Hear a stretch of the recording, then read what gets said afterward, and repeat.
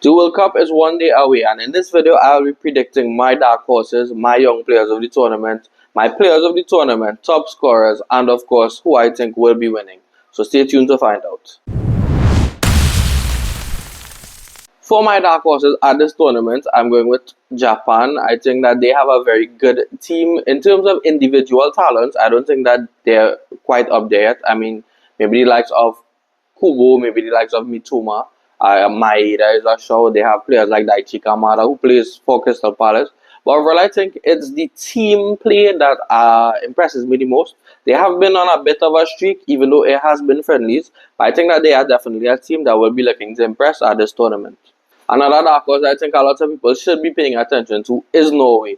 We know that their leading goal scorer is probably the best number 9 in terms of pure striking in football right now. Erling Haaland has been absolutely sensational, especially in the World Cup qualifiers. I know a lot of people tend to discredit it because, he's not playing against the top teams in the world, but 16 goals in the qualifiers, that's twice as much as anyone else. I think we have to give credit to that. They also have a lot of players who do play in Europe. I mean, we look at the likes of Martin Odegaard, who just won the Premier League. Nusa will probably be looking to get a big money move. Oscar Bob just completed his move from Manchester City to Fulham. Sorloth, his striking partner, off the bench, Strand Larsen, and a lot more other players. I won't spend too much time getting into it, but I think they have a very solid squad. But what impresses me the most about Norway is the fact that I think that they understand what they want to do and they execute it perfectly. They don't shy away from their strategy. I think that they go into the game with a plan and they stick to it. A player I also didn't mention was Ryerson, who had an exceptional season with Borussia Dortmund. I think he's going to be one of the players to watch at this tournament. Two more teams that I think will be impressive going into the tournament is Senegal and of course Morocco. I mean, we saw them play at the AFCON final. Now, there was a lot of controversy in that tournament, but I think if we look at both these teams, the way that they line up, the players that they have, and the way that they want to play, I think that they can create an upset or maybe even make it maybe to a round of 16 quarterfinals or semifinals. I wouldn't be surprised. The talent is there. I mean, this Senegal team specifically, they have a bunch of young players compared to the teams that we are accustomed to. I mean, we look at the likes of Sa, Iliman and Dai, for me, is one of the best players at the tournament in terms of just pure footballing ability. I think he's up there. I'm expecting him to get a big money transfer. You look at Sadio Mane, who now has experience. He's the captain of the team. I think that they have something, and we saw them beat Morocco actually in the tournament. Unfortunately, whatever happened, and it was rescinded. But at the end of the day, I think that they are a solid team, and they might cause an upset. Their group with France, Norway, that could go numerous ways, in my opinion. They're definitely a team to look forward to. As for Morocco, again, another team with a lot of talent. Hakimi, back-to-back Champions League winners. Brahim Diaz, we know what he's capable of doing. Top scorer at the AFCON. And I think that overall they just have a solid squad. And finally, I think that one team that I think is going to shock the world is Turkey. Now, we know the likes of Arda Güler. He got his breakthrough with Real Madrid this season, finally got into the starting 11. Absolutely sensational. To me, he reminds me of a young Mesut Ozil. He's not really the type of player who wants to score a lot of goals. Now, he is capable of scoring, but his primary role is to create chances for his team, and we saw what he did this season. Absolutely sensational.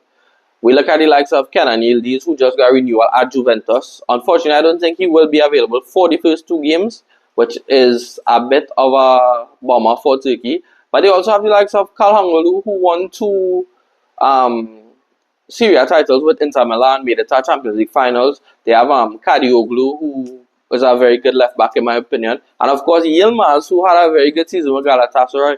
I think this team is going to shock a lot of people. But one player, and I urge everyone to check him out, is Can Uzun. I don't know if I butchered these names, but yeah, Uzun for me, at the start of the season when Frankfurt were flying, like they were scoring 4 or 5 goals every game, he's a player I was paying attention to, and to me, he is just very good. And hopefully, he gets an opportunity at this tournament to show his skills. Moving on, we're going to be discussing players that I think will impress to the point where they do earn big money transfers. Now, these players are fairly young, and I also chose to leave out players like Lamine Yamal, Kubasi, and those players who are already established at the highest level. So bear with me on that one. If you guys have any recommendations or you guys disagree with any of these, feel free to comment down below if I left anyone out. Now, I'm not saying that these players will basically be the best. It's just players that I look forward to seeing and players that I think have potential to earn big moves. First of all, I want to talk about a player called Valentin Baku. Now, I did a video on the midfielders for the season in November. And I had this guy in my top five. A lot of people didn't agree with it. But in terms of his performance, this guy to me he's a very good midfielder. And I think this is a tournament where he's going to be very impressive. This Argentinian squad they are getting older. I know a lot of people are sold on Nico Paz, but please, I think everyone needs to pay close attention to Valentin Baku. He's not the type of player who's going to be as flashy as Paz. He's not going to get as much contributions as Paz, but his overall gameplay as a midfielder to me is absolutely sensational. Another player that I think everyone should be paying attention to is Yan Diomande. Now, a lot of people will be familiar with him, but he does play at RB Leipzig, and I think a lot of big clubs are already interested. But I think with this Ivory Coast team, another team that is fairly young, I mean, we look at the likes of Amad Diallo, and guys, sorry, I recorded this video a little late. I'm very tired, so excuse me if I'm just not getting everything correct, and feel free to correct me in the comments down below. But yeah, Yan Diomande for Ivory Coast, I think he's an explosive winger. He's very tricky in 1v1s. He's very strong on the ball. He has decent finishing. Obviously, room to improve. He's still fairly young. But he's just a very, very good player overall. And I think he's a player who's going to be very impressive at this tournament. And if we think he's going to earn a big money transfer, this tournament will guarantee it happening. Another player that we should talk about is Ayoub Bouhaddi. I think hopefully I'm not butchering that. Now, he does play for Los Lille in the French league. He initially wanted to play for France. Unfortunately, it didn't work out for him. And I think this was a blessing in disguise because at Morocco, he is guaranteed minutes. We know how hard it is to break into that French team. For this Moroccan team, I assure you that he is going to see a lot of the ball. He's going to see a lot of game time. And I think this is going to help him progress. This is going to put him in the spotlight now where a lot of big teams who need these kind of midfielders will be interested. He's a player with a lot of potential, still fairly young as well, a lot of room to grow. Time and time again, we do see these young players moving on to bigger clubs without proper readiness, I would say. And I think he is one of those players who will do well in a different environment for a bigger club, and he doesn't seem to let the pressure get to him. Now, we have to talk about, of course, Uzun. I spoke about him when I did the Turkey segment. To me, he is an exceptional young talent, I think. But he's not very young in terms of teenager, but he's still a very young player. For Frankfurt, he was very good. Like I said, the games that I did watch of him in the early parts of the season, he was very good. And I know when we talk about Turkey, we talk about Arda, we talk about Yildiz. But this guy is someone that I think everyone needs to be paying attention to. And hopefully he does get the minutes that he deserves. Seeing as Yildiz will probably be off the first two games. But yeah, guys, like I said, please pay attention to these players. I know a lot of people won't be familiar with their games, but they are players I think that will be very impressive for the season. And of course, the player that I'm most excited to see, hopefully he does get minutes, and this is why I was a bit skeptical about this one. He plays for Mexico. His name is Gilberto Mora. Now, he's only 17 years, actually the youngest player at the tournament. But ask any Mexican fan, I've watched videos on him, I've read comments about him, I've been on Reddit threads about him. The entirety of Mexico, they love this guy. They believe in his potential. He's played a lot of games in the Mexican League. Now, I know a lot of people are going to say it's the Mexican League, but at his age, his ability, the playtime and experience that he's already adapting, and this is a big tournament where Mexico could probably give him some time. I mean, their first game against South Africa, I expect them to win comfortably.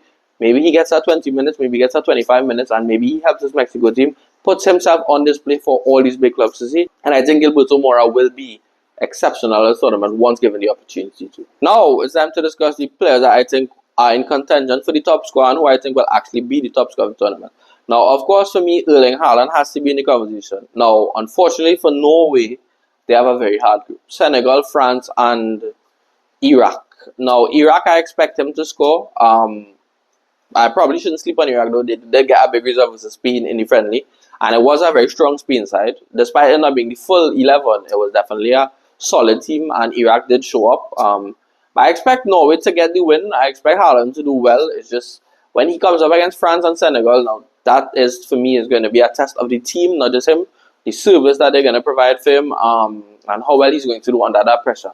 First World Cup. I think Haaland is in the conversation But I think that there are players above him, maybe like Harry Kane, for example, or England's all-time top scorer this season. He's having probably one of the best seasons we've seen from a striker in recent years. Like his numbers wise, he's absolutely incredible. I don't think anyone is close to him right now in terms of his output.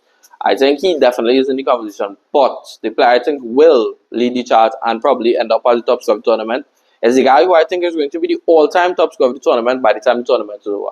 And that is Kylian Mbappe. Now, I expect France to go all the way. I do think that they will make it very far in the tournament, further than any of the teams that we've mentioned so far. Depending on the grouping, I think that they probably will make it to the finals. And that's just more games for him to score. We know how good he is. I mean, we've seen him at the World Cup. This guy, he does not shrink under pressure. I think he lives for these moments. I think this excites him. And the fact that he is going to be aiming for the record of breaking Closer's record, I think that's going to make him shoot the ball a lot more. I think he's not going to shy. We know how he feels when it comes to taking shots. He's going to keep trying. He's going to keep going until he scores. And this French team is built to help. When you look at the likes of Olise, who wants to give him the ball, you look at the likes of Turkey, who's great at creating chances for players. So I think that for that reason, Mbappe for me is probably going to end up as the top scorer of the tournament. The player of the tournament, on the other hand, I think this is probably going to be a surprise to a lot of people. But I think the player of the tournament is going to be Jamal Musiala. I think Germany is going to have an exceptional tournament. I think Germany, this is full bias by the way. This jersey can't fit me anymore, unfortunately. But yes, I Goretzka. It's a bit washed out. I had it since 2022. Yeah. But yeah, this is full bias by the way. I do think Musiala is going to bounce back. I think he's going to have an exceptional tournament, and I do think Germany is going to make it very far. And finally, to end the video, we've been here for a while now. The team that I think will win the entire tournament. Now, before I announce the winner, I'm going to tell you who I think will probably be the top 4 teams for me going into the tournament. In fourth, I'll say Brazil. In third, I'll say Spain. Second, I'll say France. And the winner of the entire tournament is going to have to be Germany. I think this is the year that we get it done. Now, I know, very biased, not going to lie. I'm sorry for flexing my washed out jersey. But I think this is the year we get 5 stars. I do. I think we get the video done. So yeah guys, thank you so much for watching. I know the video is a bit long. We're gonna try to be doing more long form content, try to be covering more World Cup, trying to be covering more news, trying to be more active on the YouTube scene. So thank you guys so much for your support, and I'll catch you tomorrow for Mexico versus South Africa.